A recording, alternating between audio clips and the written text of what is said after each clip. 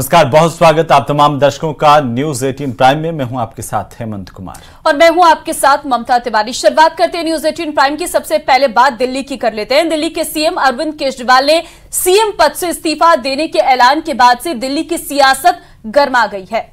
PSC की बैठक में तय हो गया है कि कल आपके विधायक दल की बैठक होगी और इसमें दिल्ली के नए मुख्यमंत्री के नाम पर मुहर लगेगी। रिपोर्ट देखिए।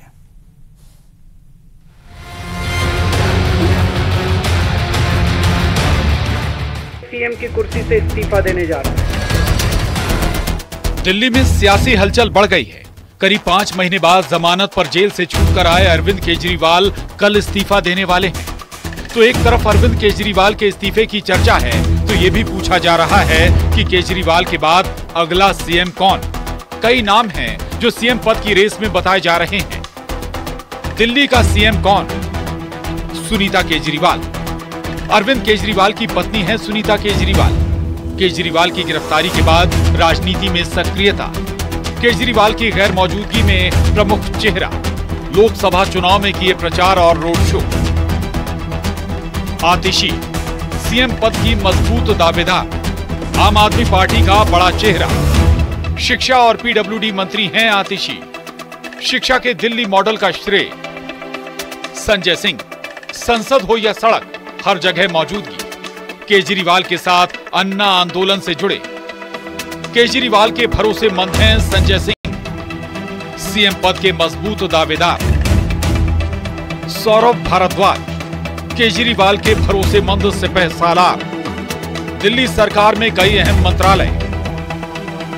कैलाश गहलोत के नाम की भी चर्चा। कैलाश गहलोत के पास कई अहम मंत्रालय।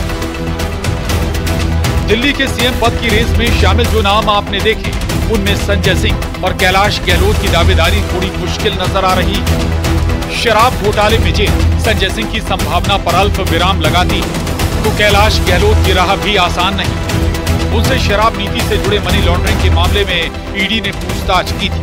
दिल्ली का अगला सीएम इन्हीं में से कोई होगा तो कैलाश गहलोत की राह भी आसान नहीं। उनसे शराब नीति से जुड़े मनी लॉन्ड्रिंग के मामले में ईडी ने पूछताछ की थी। दिल्ली का अगला सीएम इन्हीं में से कोई होगा या पार्टी किसी और को कमान देगी। बताया जा रहा है कि कल ही विधायक दल की बैठक में आम आदमी पार्टी तय करेगी कि दिल्ली की कमान किसके हाथ में दी जाएगी। आज सुबह बाल लंबे हो रहे थे तो बाल कटाने सुबह में निकला। अब क्या है, 10 बजे से पहले मैंने देखा हेयर सैलून खुलते नहीं है, तो मैं 9:30 बजे पहुंच गया। तो उसने बोला कि आने वाले हैं, तो मैं वहां बैठ गया। तो वहां पे कई लोग जो है आसपास के जो है बाहर खड़े हुए थे और लोग बात कर रहे थे, चर्चा कर रहे थे।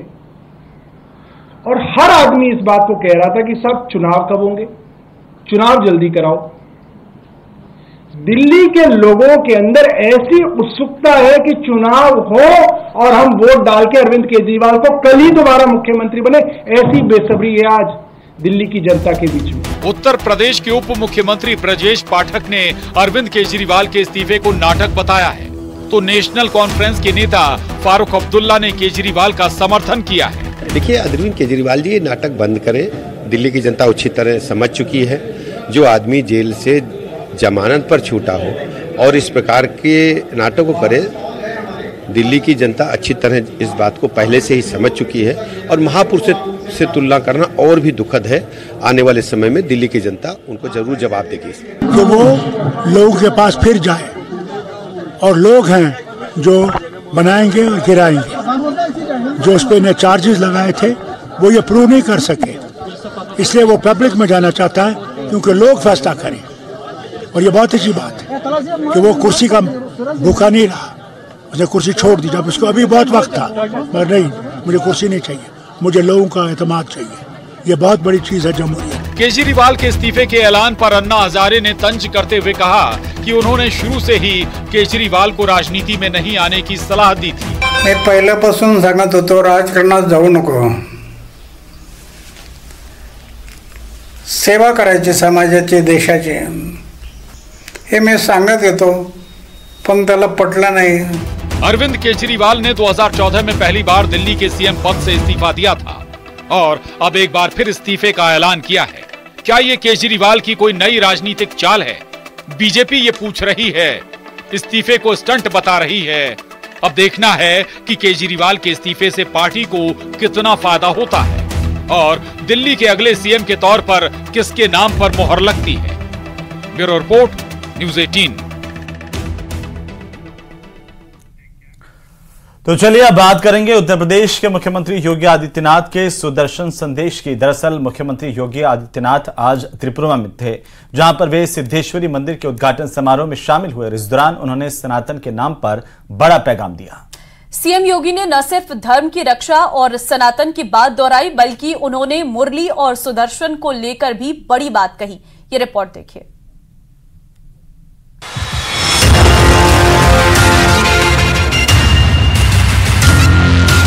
केवल मुरली से काम नहीं चलेगा, बल्कि सुरक्षा के लिए सुदर्शन भी आवश्यक है।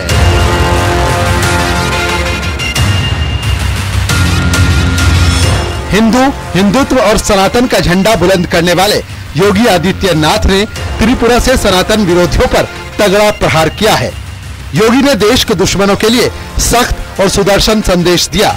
योगी ने बता दिया, केवल मुरली से काम नहीं चलने वाला, बल्कि सुरक्षा के लिए सुदर्शन चक्र भी जरूरी है। और हम सब ये भी जानते हैं कि भगवान श्री कृष्ण की जब स्मृति हम सबके सामने आती है, तो भगवान श्री कृष्ण एक हाथ में मुरली है तो दूसरे हाथ पे सुदर्शन भी तो है उनके हाथ में। केवल मुरली से काम नहीं चलेगा, बल्कि सुरक्षा के लिए सुदर्शन भी आवश्यक है। सीएम योगी ने न सिर्फ सुदर्शन संदेश दिया, बल्कि उन्होंने सनातन की रक्षा के लिए भी खास मैसेज दिया। उन्होंने कहा, हमें देश और धर्म को सुरक्षित रखना है। अयोध्या, मथुरा, काशी सनातन के 3 स्तंभ हैं। हमने दंगाइयों के लिए बुलडोजर दिया तो भक्तों के लिए श्री राम मंदिर का निर्माण करवाया। साथ ही कहा, केवल मुरली से काम नहीं चलेगा, सुरक्षा के लिए सुदर्शन भी जरूरी है। यानी मुख्यमंत्री योगी का मैसेज क्लियर है, अगर आप धर्म की रक्षा करेंगे तो धर्म आपकी रक्षा करेगा। बहनों और भाइयों, हम सबको इस बारे में ध्यान रखना होगा। धर्म एव हतोहंति धर्मो रक्षति रक्षिता। अगर आप धर्म की रक्षा करेंगे तो धर्म आपकी रक्षा करेगा, लेकिन अगर आप अपने स्वार्थ के लिए उस धर्म का बलिदान कर रहे हैं तो वह धर्म भी आपके साथ उसी प्रकार का व्यवहार करेगा। हमारी सनातन मान्यता रही है, यतो धर्मस् ततो जय। मंच चाहे जो भी, सीएम योगी सनातन का झंडा जरूर बुलंद करते हैं। साथ साथ दंगा करने वालों के लिए बुलडोजर और भक्तों के लिए राम मंदिर का संदेश देते हैं। और ऐसा ही कुछ त्रिपुरा में देखने को मिला। पर्व और त्योहार आते थे, दंगे शुरू हो जाते थे। पर्व और त्योहार आते थे, दंगे शुरू होते थे, गुंडागिर्दी होती थी, बहन बेटियां सुरक्षित नहीं थी, नौजवानों के लिए एम्प्लॉयमेंट नहीं था, कहीं कोई सुविधा नहीं थी। और आज यूपी में भी डबल इंजन की सरकार आई, सुरक्षा का माहौल मिला, दंगाइयों के लिए बुलडोजर भी दिया गया और साथ साथ भक्तों के लिए राम मंदिर का निर्माण भी कराया गया। दरअसल सीएम योगी आज त्रिपुरा में सिद्धेश्वरी मंदिर के उद्घाटन समारोह में शामिल होने गए थे, लेकिन त्रिपुरा से उन्होंने जो संदेश दिया उसकी चर्चा न सिर्फ उत्तर प्रदेश में बल्कि पूरे देश में हो रही है। Bureau report, news 18।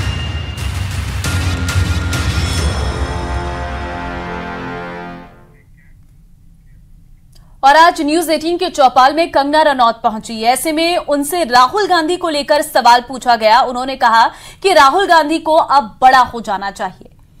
तो वहीं Rahul Gandhi full comedy show लगते हैं, यह भी कंगना ने कहा। उन्होंने कहा कि राहुल बेसिर पैर की बात करते हैं, कांग्रेस को राहुल से बेहतर नेता की जरूरत है। गांधी परिवार ने देश का नुकसान किया। राहुल जी आपको कार्टून लग रहे थे तब, अब संसद में आपके साथ बैठते हैं, आपके विचार थोड़े बदले? अब तो मुझे वो पूरा कॉमेडी शो लगते हैं, पहले तो वो मुझे कार्टून लगते हैं, पूरा कॉमेडी शो। जिस दिन राहुल जी संसद आते हैं उस दिन तो मतलब हमारा वो एंटरटेनमेंट वाला रहता है फुल। और जिस तरह वो एलओपी है, लीडर ऑफ ऑपोजिशन है, बहुत बड़ी जिम्मेदारी है उनके ऊपर राहुल जी पे। लेकिन अब उनका है व्यक्तित्व वैसा, तो हम क्या कर सकते हैं। और उनकी बातें जो है वो पूरे देश से तो छुपी नहीं है। कांग्रेस के लोगों से तो बातचीत होती होगी आपकी? हाँ, कांग्रेस के लोगों से बातचीत होती है और मुझे लगता है कि Congress also deserves a better leader of opposition. ये जो फैमिली है, इसने जो थोपा हुआ है, वो I think it's high time कि ये इस नेपोटिज्म और डायनेसिटी से की जंजीरों से हम बाहर निकले। और इसका मैंने हमेशा से ही बहिष्कार किया, चाहे मैं फिल्म इंडस्ट्री में रही हूं। आप बेटर की बात कर रही हैं, वो कहते हैं कि पीएम मटेरियल है राहुल गांधी, कांग्रेस वाले कहते हैं पीएम मटेरियल, आने वाले भविष्य के प्रधानमंत्री हैं राहुल गांधी। देखिए, ये जो फैमिली है, इसकी फैमिली की जो हिस्ट्री है वो आप इमरजेंसी में आप बहुत अच्छे से देखेंगे कि ये जो फैमिली है इसने कैसे इस देश को जो है अपनी एक निजी संपत्ति समझा है हमेशा। और जितना डैमेज इस फैमिली ने इस देश को किया है ना, ये हमारे देश का जो स्वाभिमान है ये अभी तक भी पूरा नहीं जागा है कि अभी भी ये लोग हमें तंग कर रहे हैं, हमें परेशान कर रहे हैं। और अभी भी ये लोग कहते हैं कि हम पीएम मटेरियल है। कहीं ना कहीं तो कमी हम में भी है, सारी कमी उनमें नहीं है, हम में भी कुछ ना कुछ तो कमी है। तो न्यूज 18 के चौपाल कार्यक्रम में कंगना रनौत का पूरा इंटरव्यू आप देख सकते हैं रात को 9:30 बजे। और सूत्रों के हवाले से इस वक्त की बड़ी खबर से हम आपको रूबरू करवा दें, सरकार वन नेशन वन इलेक्शन लागू करेगी। ये बहुत बड़ी खबर इस वक्त मिल रही है, जहां इसी कार्यकाल में बिल लाया जाएगा। पूर्व राष्ट्रपति कोविंद की अध्यक्षता वाली कमेटी ने वन नेशन वन इलेक्शन पर सिफारिश की है। सरकार 2029 से पहले वन नेशन वन इलेक्शन लागू करेगी। ये रिपोर्ट देखिए। मैं लाल किले से तिरंगे की साक्षी में देश के राजनीतिक दलों से आग्रह करता हूं, देश के संविधान को समझने वाले लोगों से आग्रह करता हूं कि भारत की प्रगति के लिए, भारत के संसाधनों का सर्वाधिक उपयोग जन सामान्य के लिए हो, उसके लिए वन नेशन वन इलेक्शन के सपने को साकार करने के लिए हमें आगे आना चाहिए। इसी साल 15 अगस्त को लाल किले की प्राचीर से प्रधानमंत्री नरेंद्र मोदी ने राजनीतिक दलों से वन नेशन वन इलेक्शन की तरफ बढ़ने का अनुरोध किया था। अब सूत्र बता रहे हैं कि पूर्व राष्ट्रपति कोविंद की अध्यक्षता वाली कमेटी ने वन नेशन वन इलेक्शन पर सिफारिश कर दी है और सरकार 2029 से पहले वन नेशन वन इलेक्शन लागू करेगी। इसी कार्यकाल में ये बिल लाया जा सकता है। एनडीए में शामिल दलों ने इसका स्वागत किया है। वन नेशन वन इलेक्शन के सवाल पर जनता दल यूनाइटेड और एनडीए की राय एक समान है। हम ये मानते हैं कि इससे देश में नीतियों की निरंतरता जारी रहेगी। आदरणीय रामनाथ कोविंद जी के अध्यक्षता में एक समिति गठित है। उस समिति ने एक प्रारंभिक रिपोर्ट भी तैयार किया था और सभी राजनीतिक दलों से विचार विमर्श करने के उपरांत जो विचार बनेगा, जो सुझाव सभी के आएंगे, उसके आलोक में कोई भी निर्णय होगा। वन नेशन वन इलेक्शन को लेकर जेडीयू बीजेपी के साथ साथ पूरे एनडीए की राय एक है, लेकिन वन नेशन वन इलेक्शन को लेकर आरजेडी सांसद मनोज झा ने विरोध जताया है। मनोज झा ने कहा कि यह देश की प्राथमिकता है क्या, इसका आकलन होना चाहिए। किसी को मेजॉरिटी नहीं आई, राष्ट्रपति शासन लागू हुआ, फिर चुनाव होगा। इस तरह की चीजों को लेकर के क्या समझ विकसित, या तो आप राज्यपाल का शासन कर दोगे जो फिर फ्रॉड है लोगों के साथ। ये मैं समझता हूं सोचना चाहिए। लोकसभा और राज्य के विधानसभाओं के लिए एक साथ चुनाव कराने की अवधारणा को एक राष्ट्र एक चुनाव नाम दिया गया है। प्रधानमंत्री नरेंद्र मोदी के तीसरे कार्यकाल के पहले 100 दिन पूरे होने से ठीक पहले यह रिपोर्ट आई है। एक राष्ट्र एक चुनाव बीजेपी के लोकसभा चुनाव घोषणा पत्र में प्रमुख दावों में से एक रहा है। इस साल लाल किले पर अपना स्वतंत्रता दिवस के भाषण के दौरान भी प्रधानमंत्री मोदी ने वन नेशन वन इलेक्शन के मुद्दे पर सभी राजनीतिक दलों को एक साथ आने का अनुरोध किया था। इसका मकसद यही है कि राष्ट्र का संसाधन बचे, लोगों का समय बचे और लोकतंत्र मजबूत हो। न्यूज 18 के लिए दिल्ली से अमितेश सिंह और पटना से शैलेंद्र कुमार के साथ ब्यूरो रिपोर्ट। चलिए आगे बढ़ते हैं। यूपी के बहराइच में घूम रहा छठा भेड़िया लंगड़ा नहीं, बहुत तगड़ा है। तगड़ा भेड़िया अब तक पकड़े गए 5 भेड़ियों में सबसे ताकतवर है और सबसे ज्यादा खूंखार भी बताया जा रहा है। एक बार फिर से इस भेड़िए ने एक बच्चे पर हमला किया है। ये रिपोर्ट देखिए।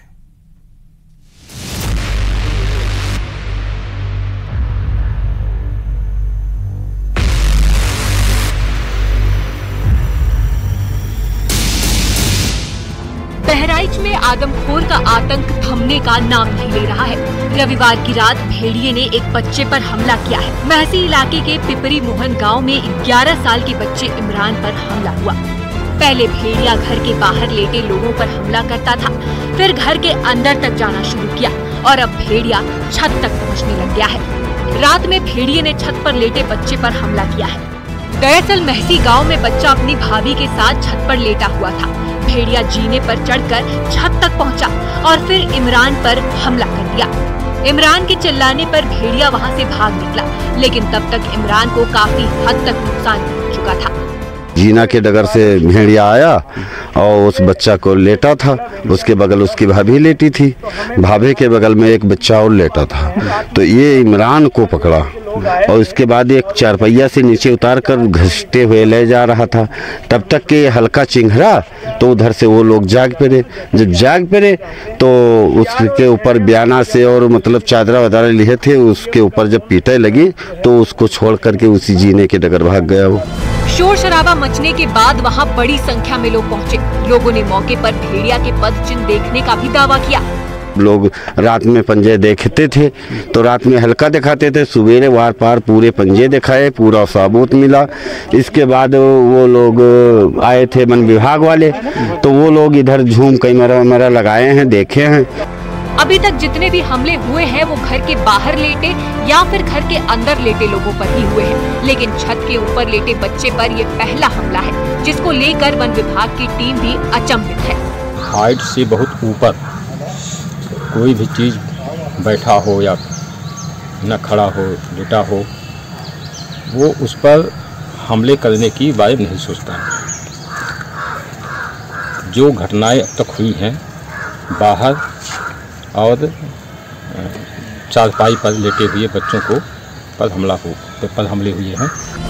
हमले में घायल बच्चे इमरान को अस्पताल में भर्ती कराया गया है। वहां पर गंभीर हालत में उसका इलाज चल रहा है।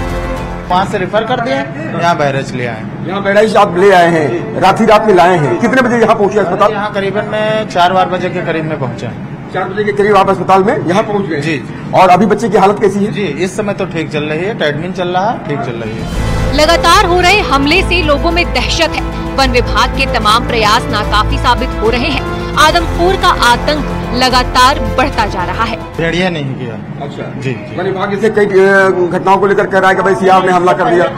कई बच्चे खा चुका हमारे यहाँ। आपके गाँव में? जी जी, गरेठी है, हमारे बंधा पे है, हिंदूपुरवा, कई बच्चे खा चुका, मंगलपुरवा खा चुका, कई बच्चे खा चुका है। अच्छा। इसी दहशत के माहौल के बीच रविवार को सीएम योगी इसी इलाके में पहुंचे थे। सीएम ने भेड़िए के हमले में मारे गए और घायलों के परिजनों से मुलाकात की।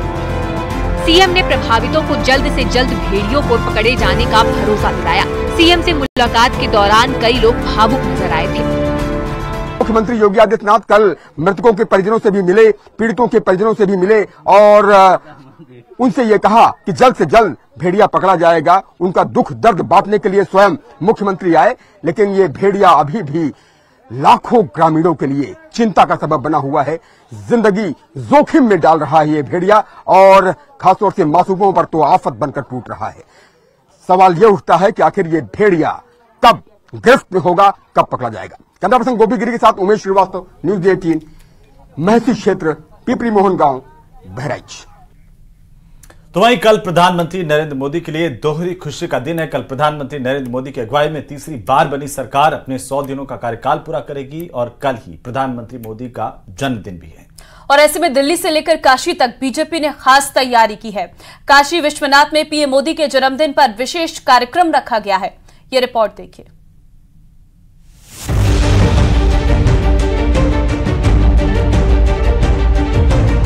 मोदी सरकार ने अपने तीसरे कार्यकाल के 100 दिन पूरे कर लिए।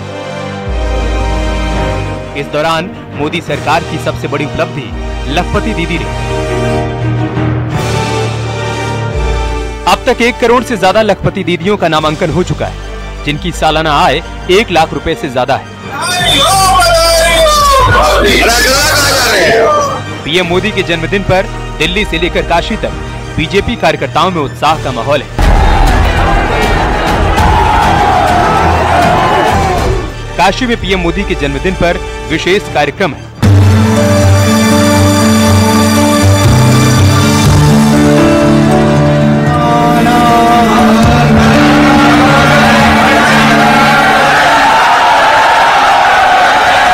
तो वहीं स्वच्छता अभियान से लेकर कई और कार्यक्रम पहले से निर्धारित हैं। मोदी सरकार ने 100 दिनों में 3 लाख करोड़ की परियोजनाओं को मंजूरी दी। इसके अलावा किसान सम्मान निधि की 17वीं किस्त में 20,000 करोड़ रुपए की राशि बांटी गई। वहीं मध्य वर्ग को टैक्स में राहत देते हुए 7 लाख तक की आय को टैक्स फ्री किया गया। ईज ऑफ डूइंग बिजनेस से लेकर युवाओं के कौशल और रोजगार के लिए कदम उठाए गए। नारी सशक्तिकरण और स्वास्थ्य सेवाओं को लेकर भी मोदी सरकार 3.0 में खास कदम उठाए गए हैं।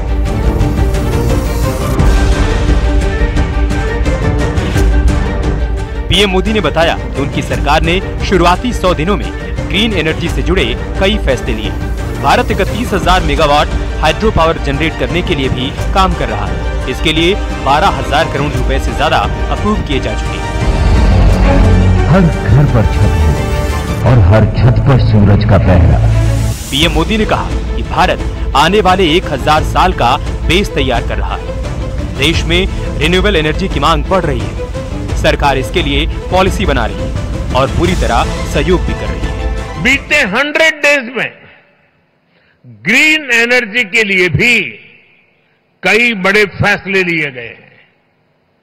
हमें ऑफशोर विंड एनर्जी प्रोजेक्ट के लिए वायबिलिटी गैप फंडिंग स्कीम की शुरुआत की गई है। इस पर हम 7,000 करोड़ रुपए से ज्यादा खर्च करने जाते हैं। भारत आने वाले समय में 31,000 मेगावाट हाइड्रो पावर जनरेट करने के लिए भी काम कर रहा है। इसके लिए 12,000 करोड़ रुपए से अधिक अप्रूव किए गए। बीजेपी के नेतृत्व वाली एनडीए सरकार ने बुनियादी ढांचे के अलावा किसानों के लिए 100 दिन में कई बड़े काम किए। खरीफ फसलों के लिए न्यूनतम समर्थन मूल्य बढ़ाया गया। प्याज और बासमती चावल पर न्यूनतम निर्यात मूल्य हटाया गया। कच्चे पाम, सोयाबीन और सूरजमुखी के तेलों की आयात पर शुल्क बढ़ाया गया। कृषि को बढ़ावा देने के लिए भी कई कदम उठाए गए। सरकार द्वारा 75,000 नई मेडिकल सीटें जोड़ने का काम किया गया। मैं प्रधानमंत्री जी को बहुत धन्यवाद देता हूं, उनका हृदय से आभार प्रकट करता हूं। वे किसान हितैषी प्रधानमंत्री है, बहुत संवेदनशील है और हमेशा किसान और गरीबों के कल्याण में लगातार जुटे रहते हैं। 3 फैसले ऐसे हुए जो किसानों की फसलों का बेहतर मूल्य दिलवाएंगे और किसान की चिंता दूर करेंगे। एक्सपोर्ट ज्यादा होगा तो किसानों को दाम और ज्यादा मिलेंगे और बेहतर मिलेंगे। प्याज पर भी एक्सपोर्ट ड्यूटी 40% थी, 40% उसको घटा के 20% करने का फैसला किया है और इसलिए प्याज उत्पादक किसानों को भी ठीक दाम मिलेंगे। मैं इन किसान हितैषी फैसलों के लिए प्रधानमंत्री जी को बहुत बहुत धन्यवाद देता हूं। 75,000 नई मेडिकल सीटें जोड़ना मोदी सरकार 3.0 के पहले 100 दिनों में हासिल की गई एक और उपलब्धि है, क्योंकि इससे स्वास्थ्य सेवा प्रणाली को और अधिक प्रभावी बनाने और विदेशी चिकित्सा शिक्षा पर निर्भरता को कम करने के लिए देखा जा रहा है। मोदी सरकार के तीसरे कार्यकाल में आपदा प्रबंधन एक और मुख्य आकर्षण रहा है। आपदा प्रबंधन विधेयक 2024 पेश किया गया। शहरी बाढ़ प्रबंधन और अग्निशमन सेवाओं को बेहतर किया जाएगा। ग्लेशियर झील के फटने से निपटने के लिए कदम उठाए जाएंगे। बाढ़ नियंत्रण और दूसरी आपदाओं से निपटने के लिए भी मददगार साबित होगा। राज्यों को 12,554 करोड़ रुपए की मंजूरी दी गई। 17 से 19 सितंबर तक सभी जिलों में बीजेपी सेवा और स्वच्छता से जुड़े कार्यक्रम कर रही है। रक्तदान शिविर के साथ 18 सितंबर से 24 सितंबर तक मंडल स्तर पर विद्यालयों और अस्पतालों में स्वच्छता अभियान चलाया जाएगा। स्वच्छता संदेश के साथ लोगों को सफाई के प्रति जागरूक किया जाएगा। मोदी सरकार 3.0 में रोजगार का मतलब केवल सरकारी नौकरियां नहीं, क्योंकि रोजगार को लेकर कई लंबे समय वाली परियोजनाओं की लिस्टिंग की गई। मोदी सरकार 3.0 ने पहले 100 दिनों के कार्यकाल के दौरान 3 लाख करोड़ रुपए की बुनियादी ढांचा परियोजनाओं को मंजूरी दी, जिसमें 25,000 असंबद्ध गाँवों को सड़क नेटवर्क से जोड़ना और महाराष्ट्र के बधावन में एक मेगा बंदरगाह का निर्माण करना शामिल है। न्यूज़ 18 के लिए ब्यूरो रिपोर्ट। तो वहीं हिमाचल प्रदेश के चंबा इलाके से एक बड़ी खबर सामने आ रही है। यहां पर रील बनाते वक्त एक लड़की चट्टान से नीचे गिर गई है, जिसका वीडियो अब सोशल मीडिया पर वायरल हो रहा है। कोई सोशल मीडिया पर लाइमलाइट में आना चाहता है, इस वजह से लोग आए दिन नए नए तकनीकों का इस्तेमाल कर खुद को पॉपुलर बनाने में लगे हैं। इस बीच हिमाचल प्रदेश के चंबा इलाके से एक बड़ी खबर सामने आई है। यहाँ रील बनाते समय एक लड़की चट्टान से नीचे गिर गई, जिसका वीडियो अब सोशल मीडिया पर वायरल हो रहा है। देखिए ये वीडियो, जहां रील बनाने के लिए ये लड़की अपनी जान तक दांव पर लगा देती है। जो इस लड़की का रील बनाना उसकी जान पर भारी पड़ गया। वीडियो में साफ तौर पर देखा जा सकता है कि लड़की रील बनाने के लिए चट्टान पर खड़ी थी। पहले तो वो अपने चुन्नी से कुछ एक्शन करती है, फिर अपने दोस्तों की तरफ दौड़ती हुई आती है और इसी बीच उसका पैर फिसल जाता है और वो सीधा नीचे की तरफ गिरती चली जाती है। हालांकि गनीमत ये रही कि इस हादसे में उसकी जान बच गई। हैरानी की बात यह है कि बाद में इस लड़की ने अपने इंस्टाग्राम अकाउंट से पोस्ट किया।